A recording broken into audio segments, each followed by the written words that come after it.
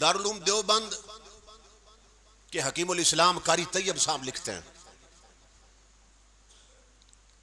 कि मौलाना अशरफ अली थानवी साहब ये हकीमुल उम्मत हैं देवबंदियों के, इनके दांतों में दर्द था।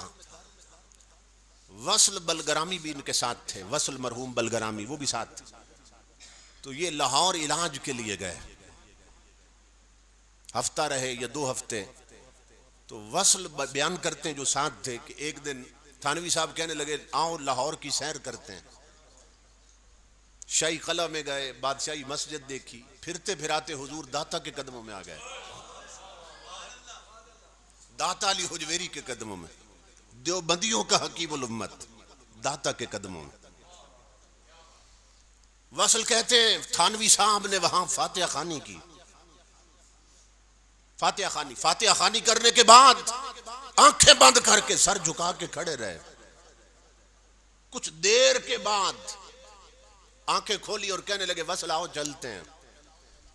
तो जब मेन गेट से निकले, दाता दरबार के मेन गेट से निकले, तो थानवी साहब कहने लगे वसल अल्लाह की इज्जत की कसम, दाता की सरकार कोई बहुत बड़ी सरकार लगती है,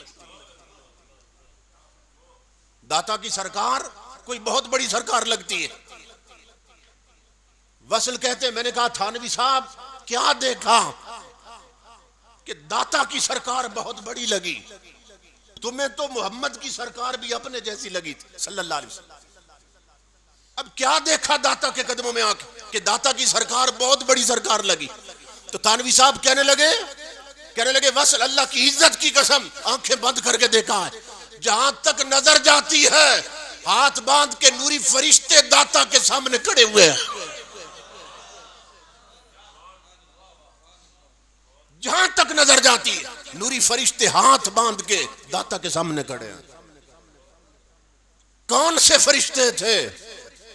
वही जो जिंदगी भर हुजूर दाता ने तबलीग दीन की, कलमे खैर का, अच्छी बातें की, जिक्र खुदा की, दुरूद पड़ा हुजूर पर, वो सारे फरिश्ते बनते रहे और वो कयामत तक उनकी कब्र पे हाथ बांध के खड़े।